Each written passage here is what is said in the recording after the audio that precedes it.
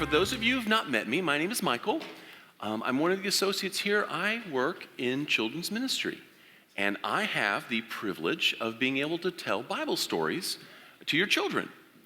Mark is going to visit family. He's gone out of state, and he asked me if I would tell a story, so I'm going to. Today is story day, so what I need you to do is lean in on your loved ones, put your arm around them, cuddle up, whatever, because it is story time.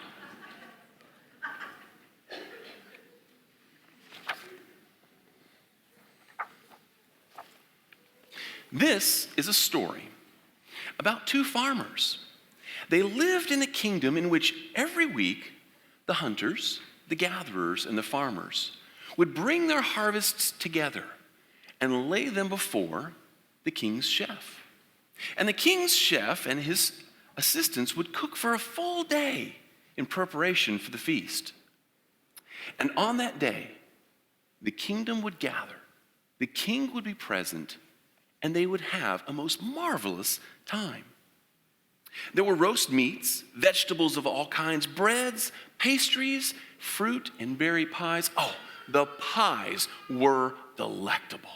And from time to time, the king's chef would create a new recipe, and everyone would marvel and enjoy.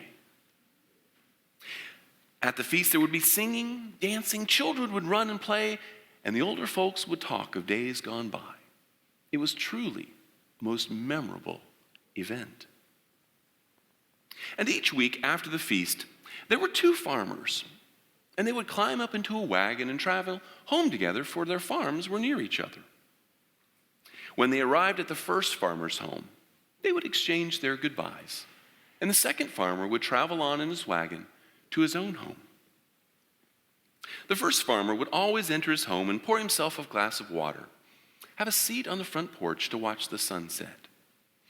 "Oh, I am so full from the king's feast," he would say, to no one in particular. "If I were to eat another bite, I would most surely burst. I must go to bed without any supper." And so he would. In the morning, he would awake. "Oh," he would think, "I should have my breakfast. But I'm still full from yesterday. I can feel all that wonderful food in my belly. I must just get to work." And so he would. He would go out into his fields to weed, till the soil, plant, and water as necessary. And at lunchtime, he would hardly pause because, "Oh, I'm so busy, busy, busy," he would say. "So much to do, I can't stop right now. I'll skip my lunch for the evening meal." And so the farmer would work on. In the evening, when he stopped for the day, he would put his hands on his hips, gaze across his fields in pride, and say, "Look what I have done. Surely my harvest will be wonderful for the king's feast at the end of the week." And then he would retire to his cabin, pour himself a glass of water, and sit on the front porch. As he watched the sunset, he would say to no one in particular, "I'm exhausted. I couldn't possibly take the time to make myself an evening meal. I would most surely faint from exhaustion." And so he retired to his bed that eve with nothing to eat for the day. On the second day, the first farmer arose early in order to get to work on his farm. "I certainly need my strength. I should make a good breakfast. But alas, I am only a farmer. I am not a king's chef. If I were to make breakfast, it would taste like ash in my mouth. I shouldn't start a day with a bad taste in my mouth, now should I?" And so he would go to work without breakfast. This day was like the first. He did not stop for lunch, and at the end of the day, he was so tired, he could not prepare an evening meal. Day after day continued as such, with the first farmer working hard all day long with nothing to eat. On the last day of the week, he gathered a good portion of his harvest and waited for his friend, the second farmer, to arrive. And right on time, the second farmer arrived with his wagon and his own harvest portion. They loaded up the first farmer's portion and continued to town. As they rode, the first farmer was just talking and talking, and the second farmer became concerned. "Friend, you do not look well. Are you all right?" Oh, said this first farmer. "I've just been so busy all week long. Busy, busy, busy I am. I hardly had time to eat. I just need some rest and some good food at the king's feast." "Ah, yes," said the second farmer. "But you really should take better care of yourself." They delivered their harvest portions and returned to their homes in anticipation for the feast on the very next day. The first farmer said, to no one in particular, "Oh, I'm simply starving. But tomorrow's the king's feast. I couldn't make myself something to eat tonight. I want to arrive with an empty stomach." And so he did. The next morning, the farmers rode in together, and the feast was wonderful as usual.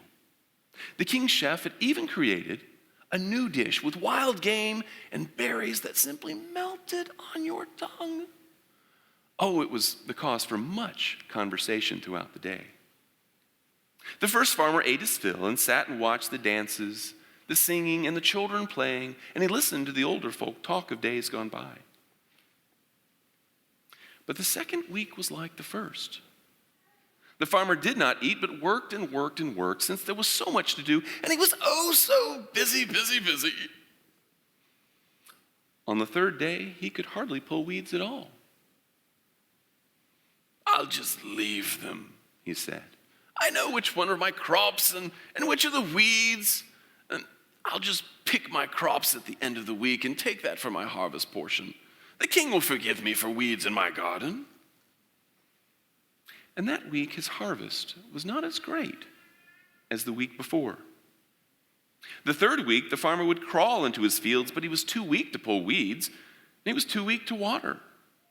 He would drag himself along and harvest whatever he could reach as he stood there on his knees as high as he could go. The fourth week, robbers entered his home, and they took whatever they wanted. The farmer was in his field, but there was no one in sight to help, and so he did not have the strength to defend his home or even to come home at night. So he slept in the dirt wherever he lay. During these weeks, though, there was a second farmer. And each morning he would get up and fix himself breakfast because he would need his strength. "Oh, it's not as good as a chef, but it's good enough for me," he would say. At lunch, he would stop and have a time of rest and eat his lunch. Well, there's always more work to do. But as the second farmer knew, I need my strength. And at the end of each day, he would come home for the night and prepare his evening meal. Each week, though, he would pick up his friend, the first farmer, and become more and more concerned. "Friend, eat something. You need your strength." But the first farmer would always give some excuse of being busy, busy, busy, and "Oh, the feast is good enough for me. That's all I really need." And each week, the second farmer, he would talk with the assistance of the king's chef, and sometimes the chef himself. He learned more and more about cooking. And at home, his cooking became better and better. "Oh, I'm no chef," he would say, "but actually, this is quite good." The second farmer also noticed the drop in the harvest of the first farmer, so he began to bring extra, to be a good neighbor, to help out. He would even stop in and bring food in the evenings, but never could find the first farmer. He must be awfully busy if he works out after dark every day, he thought. And so he would set the food down on the front porch and go his way. And the robbers would come out of their hiding place and help themselves to good food. The fourth week, when the second farmer arrived to transport the harvest, the first farmer did not come out. "Oh, this is not good." And the second farmer searched for the first. He did not find him in the house, but he did find the robbers. He took his weapon, and with his strength, he drove them out of the home and off the property. And it was then that he noticed birds circling over one of the nearby fields. For the first farmer had died. And that day, the day before the feast, the nearby people gathered for the funeral. And the king stood and he spoke at the end of the ceremony. This man grew weak and died because he did not eat except for what was provided by my chef. I never intended for the king's feast to be one's sole source of food. And so I will take away my chef for a time. You tomorrow will provide the feast. Now go home. Feed yourselves and feed your children, and bring your offerings for the feast tomorrow. And so the people did. And the kingdom in time grew and flourished as more and more learned to feed themselves and to feed others. And the kingdom did live happily ever after.